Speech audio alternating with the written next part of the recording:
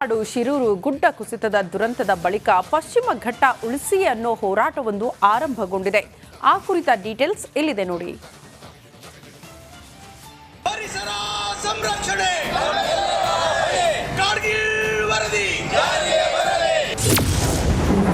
ಪಶ್ಚಿಮ ಘಟ್ಟ ಉಳಿಸಿ ಅಭಿಯಾನ ಆರಂಭ.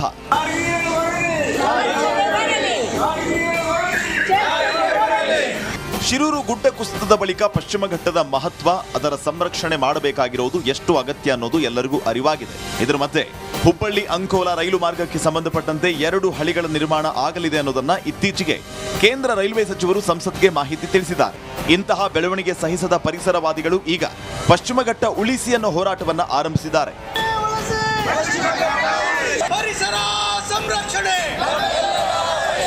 ಪಶ್ಚಿಮ ಘಟ್ಟ ಶುರುವಾಗೋದೇ ಧಾರವಾಡ ಜಿಲ್ಲೆಯಿಂದ.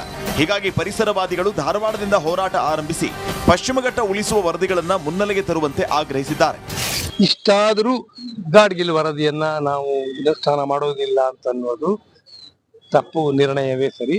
ಆದ್ರಿಂದ ಅದು ವರದಿ ಜಾರಿಯಾಗಬೇಕು, ನಮ್ಮ ಪಶ್ಚಿಮ ಘಟ್ಟಗಳ ಚೆನ್ನಾಗಿರ್ಬೇಕು ಅಂತ ಅನ್ನೋದು ಇವತ್ತಿನ ನಮ್ಮ ಒತ್ತಾಯ.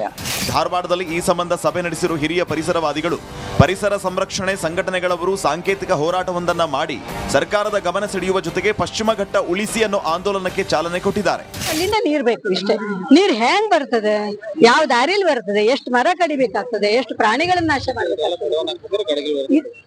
ಗಾಡಿ ಚರ್ಚೆಗೆ ಬರ್ಲಿ, ಚರ್ಚೆಗೆ ಬರ್ಲಿ. ಅದ್ರಲ್ಲಿ ಏನ್ ಹೇಳ್ತಾರೆ, ಸ್ಥಳೀಯ ಸರ್ಕಾರ ನಿರ್ಧಾರ ಮಾಡ್ಲಿ ಅಂತ ಹೇಳ್ತಾರೆ. ಕಸ್ತೂರಿರಂಗನ್ ವರದಿಯಲ್ಲಿ ಕೇಂದ್ರ ಸರ್ಕಾರ ನಿರ್ಧಾರ ಮಾಡ್ಲಿ ಅಂತ ಹೇಳಿ, ಕೇಂದ್ರ ಸರ್ಕಾರದಿಂದ ನೀವು ಪರ್ಮಿಷನ್ ತಗೊಂಡ್ ಬಂದ್ಬಿಡ್ತೀರಿ. ಕೇಂದ್ರ ಸರ್ಕಾರದ ದೊಡ್ಡ ದೊಡ್ಡ ಬಹುಮಾಡಿ ಕಟ್ಟಡದಲ್ಲಿ ಇದ್ದವ್ರಿಗೆ ಏನ್ ಗೊತ್ತು ಇಲ್ಲಿರುವಂತ ಪರಿಸ್ಥಿತಿ. ಶಿರೂರು ಗುಡ್ಡ ಕುಸಿತದಿಂದ ಇನ್ನೂ ಸ್ಥಳೀಯರು ಚೇತರಿಸಿಕೊಂಡಿಲ್ಲ. ಇದೇ ಘಟ್ಟದಲ್ಲಿ ಬೇರೆ ಬೇರೆ ಯೋಜನೆಗಳು ಬಂದದ್ದೇ ಆದಲ್ಲಿ ಮುಂದೇನು ಅನ್ನೋ ಚಿಂತೆ ಪರಿಸರವಾದಿಗಳನ್ನ ಕಾಡುತ್ತಿದೆ. ಕೂಡಲೇ ಸರ್ಕಾರ ಎಚ್ಚೆತ್ತು ಪರಿಹಾರ ಕಂಡುಕೋಬೇಕಿದೆ.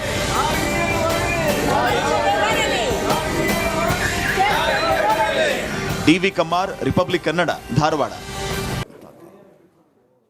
ನಾನು ಈ ಕ್ಷಣದವರೆಗೆ ಚನ್ನಪಟ್ಟಣದಲ್ಲಿ ಯಾರನ್ನು ಅಭ್ಯರ್ಥಿನಿ ಮಾಡ್ತೀನಿ ಅಂತಕ್ಕಂಥ ಇಲ್ಲಿವರೆಗೆ ನಾನು ಹೇಳಿಲ್ಲ, ಹೈಕಮಾಂಡು ನನ್ನ ಜೊತೆ ಚರ್ಚೆ ಮಾಡಿಲ್ಲ.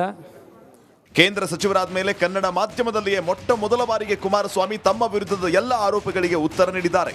ಜೊತೆಗೆ ದಾಖಲೆ ಇಲ್ಲದೆ ಆರೋಪ ಮಾಡಿದವರಿಗೆ ತಿರುಗೇಟನ್ನು ನೀಡಿದ್ದಾರೆ. Bureau report, republic Kannada. ಸಿದ್ದರಾಮಯ್ಯನವರ ಪತ್ನಿ ಬದಲಿ ನಿವೇಶನಕ್ಕಾಗಿ ಮೂಡಾಗೆ ಬರೆದಿದ್ದಾರೆ ಎನ್ನಲಾಗಿರುವ ಪತ್ರ ರಿಪಬ್ಲಿಕ್ ಕನ್ನಡಕ್ಕೆ ಲಭ್ಯವಾಗಿದೆ. ಆದರೆ ಆ ಪತ್ರದಲ್ಲಿ ಯಾವ ಜಾಗ ಕೇಳಿದ್ರೋ ಆ ಮಾಹಿತಿಯನ್ನ ವೈಟ್ನರ್ ಹಾಕಿ ಅಳಿಸಲಾಗಿದೆ. ಇದೀಗ ಇದು ಮಾತಿನ ಯುದ್ಧಕ್ಕೆ ಕಾರಣವಾಗಿದೆ. ಈ ಕುರಿತ ರಿಪೋರ್ಟ್ ಇಲ್ಲಿದೆ.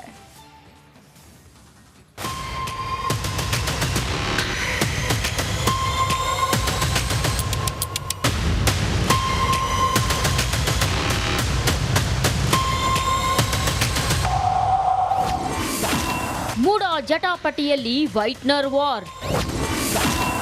ಯಾವುದೇ ಪತ್ರನೇ ಬರೆದಿಲ್ಲವೆಂದ ಸಿಎಂ. ಮುಡಾ ಹಗರಣದಲ್ಲಿ ದಿನಕ್ಕೊಂದು ಅಪ್ಡೇಟ್ ಸಿಕ್ತಿದ್ದು ಮಾತಿನ ಮಲ್ಲಯುದ್ಧ ಜೋರಾಗಿದೆ. ಕಾಂಗ್ರೆಸ್ ಹಾಗೂ ದೋಸ್ತಿ ನಾಯಕರ ನಡುವೆ ಇದೀಗ ವೈಟ್ನರ್ ವಾರ್ ನಡೀತಿದೆ. ಬದಲಿ ನಿವೇಶನಕ್ಕಾಗಿ ಸಿಎಂ ಪತ್ನಿ ಪತ್ರ ಬರೆದಿದ್ದು ಯಾವ ಜಾಗದಲ್ಲಿ ಬದಲಿ ನಿವೇಶನ ಬೇಕೆಂದು ಬರೆದಿದ್ದರೆಂಬ ಮಾಹಿತಿ ಇದೆ. ಆದ್ರೆ ಮುಡಾ ಹಗರಣ ಸುದ್ದಿ ಆಗ್ತಿದ್ದಂತೆ ವೈಟ್ನರ್ ಹಾಕಿ ಆ ಮಾಹಿತಿಯನ್ನ ಅಳಿಸಲಾಗಿದೆ ಎಂಬ ಆರೋಪ ಕೇಳಿಬಂದಿದೆ.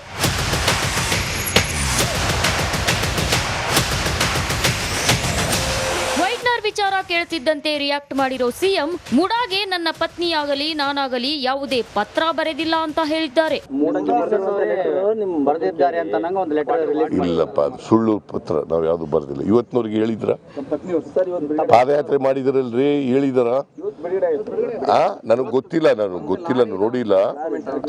ಯಾರು ಕುಮಾರಸ್ವಾಮಿ ಯಾವತ್ತು ಹಿಟ್ ಅಂಡ್ ರನ್ ಕೇಸ್ ಗೊತ್ತಾ ನಿಮ್ಗೆ? ಇತ್ತ ಸಿಎಂ ಪತ್ನಿ ಮುಡಾಗೆ ಪತ್ರ ಬರೆದಿದ್ರೆ ತಪ್ಪೇನಿದೆ, ದಾಖಲೆಯಲ್ಲಿ ತಪ್ಪಾಗಿರಬಹುದು, ವೈಟ್ನರ್ ಹಚ್ಚಿರಬಹುದು ಅಂತ ಸಿಎಂ ಆರ್ಥಿಕ ಸಲಹೆಗಾರ ಬಸವರಾಜ ರಾಯರೆಡ್ಡಿ ಸಮರ್ಥನೆ ನೀಡಿದ್ದಾರೆ. ನೋಡಿ, ಮುಖ್ಯಮಂತ್ರಿಯವರ ಪತ್ನಿ ಆ ತರ ಪತ್ರ ಬರೆದು ಈ ತರ ನಮ್ಮ ಲ್ಯಾಂಡ್ ಕೊಡ್ರಿ ಅಂತ ಕೇಳಿದ್ರು ತಪ್ಪಲ್ಲ. ಅರೆ, ಅವ್ರ ಲ್ಯಾಂಡ್ ಅನ್ನ 3 ಎಕರೆ 16 ಗುಂಟೆ ಜಮೀನನ್ನ ಅಕ್ವೈರ್ ಮಾಡ್ಕೊಂಡಿದ್ದಾರೆ. ಯಾರು? ಮುಡಾ. ನಮ್ಮ ಬೇರೆ ಅಲ್ಲಿ ಸೈಟ್ ಮಾಡಿಬಿಟ್ಟಿದ್ದಾರೆ, ಆಲ್ರೆಡಿ ಸೈಟ್ ಮಾಡಿ ಹಂಚಿಕೆ ಆಗಿಬಿಟ್ಟಿದೆ. 50% ನಮಗೆ ಇಂಥ ಇದ್ರಲ್ಲಿ ಕೊಡಿ ಅಂತ ಬರ್ದಿದ್ರೆ ತಪ್ಪೇನಿದೆ? ತಪ್ಪಲ್ ಸರ್, ವೈಟ್ನರ್ ಹಚ್ಚಿದೇವಪ್ಪ, ಅಲ್ಲಿ ಏನಾರ ಟೈಪ್ ತಪ್ಪು ಹೊಡೆದಿರ್ಬೋದು. ಇದಕ್ಕೆ ತಿರುಗೇಟು ನೀಡಿರುವ ಕುಮಾರಸ್ವಾಮಿ ನಮ್ಮ ಮೇಲೆ ಕಪ್ಪು ಚುಕ್ಕೆ ಇಲ್ಲ ಅಂತಾರೆ. ನೋಡಿದ್ರೆ ಅವರು ವೈಟ್ನರ್ ಬಳಸ್ತಾರೆ ಅಂತ ಟಾಂಗ್ ಕೊಟ್ಟಿದ್ದಾರೆ. ಅದು ವೈಟ್ನರ್ ಯಾಕೆ ಯೂಸ್ ಮಾಡ್ತಾರೆ? ಮುಖ್ಯಮಂತ್ರಿಗಳು ಹೇಳಿದ್ದಾರೆ, ನನ್ನ ಮೇಲೆ ಯಾವುದೇ ರೀತಿಯ ಬ್ಲ್ಯಾಕ್ ಮಾರ್ಕ್ ಇಲ್ಲ, ಕಪ್ ಚುಕ್ಕಿ ಇಲ್ಲ ಅಂತ. ವೈಟ್ ಮಾರ್ಕ್ ಇದೆ ಇವಾಗ. ಈಗ ವೈಟ್ ಮಾರ್ಕ್ ಮಾಡ್ಕೊಂಡಿದ್ದಾರೆ ಅಷ್ಟೇ, ಕಪ್ ಚುಕ್ಕಿ ಇಲ್ಲದೆ. ಒಂದೆಡೆ ಪ್ರಾಸಿಕ್ಯೂಷನ್ ಸಂಕಷ್ಟ, ಇನ್ನೊಂದೆಡೆ ವೈಟ್ನರ್ ಜಟಾಪಟಿ. ಇವೆರಡರಿಂದ ಸಿದ್ದರಾಮಯ್ಯಗೆ ನೆಮ್ಮದಿ ಇಲ್ಲದಂತಾಗಿದೆ. ಆದ್ರೂ ವೈಟ್ನರ್ ಬಳಸಿದ್ದೇಕೆ ಅನ್ನೋ ಸಂಶಯ ಹಾಗೂ ಕುತೂಹಲ ರಾಜ್ಯದ ಜನರಿಗೆ ಕಾಡುತ್ತಿದೆ. Bureau report, republic Kannada.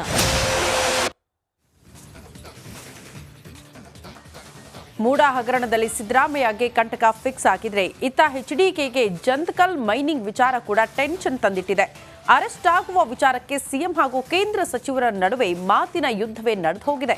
ಈ ಕುರಿತ ರಿಪೋರ್ಟ್ ಇಲ್ಲಿದೆ.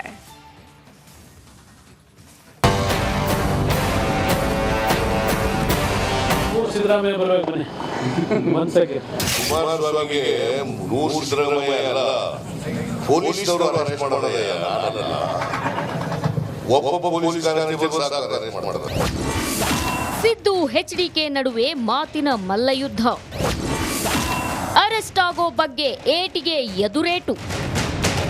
ಸಿಎಂ ಸಿದ್ದರಾಮಯ್ಯಗೆ ಮುಡಾ ಹಗರಣ ಮಗ್ಗಲ ಮುಳ್ಳಾಗಿದ್ರೆ HDKಗೆ ಜಂತಕಲ್ ಮೈನಿಂಗ್ ವಿಚಾರ ನಿದ್ದೆಗೆಡಿಸಿದೆ. ಪ್ರಾಸಿಕ್ಯೂಷನ್ ಟೆನ್ಷನ್ನಿಂದ ಸದ್ಯ ಸೇಫ್ ಆಗಿರೋ ಸಿದ್ದರಾಮಯ್ಯ ಕೇಂದ್ರ ಸಚಿವರ ಮೇಲೆ ಕಣ್ಣಿಟ್ಟಿದ್ದಾರೆ ಎನ್ನಲಾಗ್ತಿದೆ. ಮೈನಿಂಗ್ ವಿಚಾರವಾಗಿ ಪ್ರಾಸಿಕ್ಯೂಷನ್ಗೆ ಅನುಮತಿ ಸಿಕ್ಕರೆ ಕುಮಾರಸ್ವಾಮಿಗೂ ಕಂಟಕ ಫಿಕ್ಸ್ ಆಗಿದೆ ಎನ್ನಲಾಗಿದೆ. ಈ ವಿಚಾರವಾಗಿ ಸಿದ್ದರಾಮಯ್ಯ ಹಾಗೂ HDK ನಡುವೆ ಮಾತಿನ ಮಲ್ಲಯುದ್ಧ ನಡೆದಿದೆ. ಕುಮಾರಸ್ವಾಮಿಗೆ ಸಿದ್ದರಾಮಯ್ಯ ಅಲ್ಲ, ಪೊಲೀಸ್ನವರು ಅರೆಸ್ಟ್ ಮಾಡೋದಯ್ಯ ನಾನಲ್ಲ. ಒಬ್ಬ ಪೊಲೀಸ್ ಕಾನ್ಸ್ಟೇಬಲ್ ಸಾಕು ಅರೆಸ್ಟ್ ಮಾಡ್ತಾರೆ ಅವನಿಗೆ ಅಲ್ವಾ? ಸಿದ್ದರಾಮಯ್ಯ ಬಂದ್ರು ಅರೆಸ್ಟ್ ಮಾಡಕ್ಕಾಗಲ್ಲ, ನಾನು ಅರೆಸ್ಟ್ ಮಾಡ್ತೀನಾ? ಕೊಪ್ಪಳದಲ್ಲಿ ಒಂದು ರಿಯಾಕ್ಟ್ ಮಾಡಿ. ಸಿದ್ದರಾಮಯ್ಯ ಬರ್ಬೇಕು ಬನ್ನಿ ಒಂದ್ಸಕ್ಕೆ.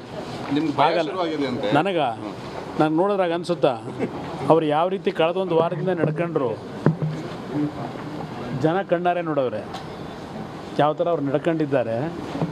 ಮಾಡಬಾರದ್ದೆಲ್ಲ ಮಾಡಿ ಇವತ್ತು ಸುಳ್ಳು ಹೇಳ್ಕೊಂಡು ಇವತ್ತು ರೆಕಾರ್ಡ್ಗಳು ಕಣ್ಣೆದುರಿಗಿದೆ.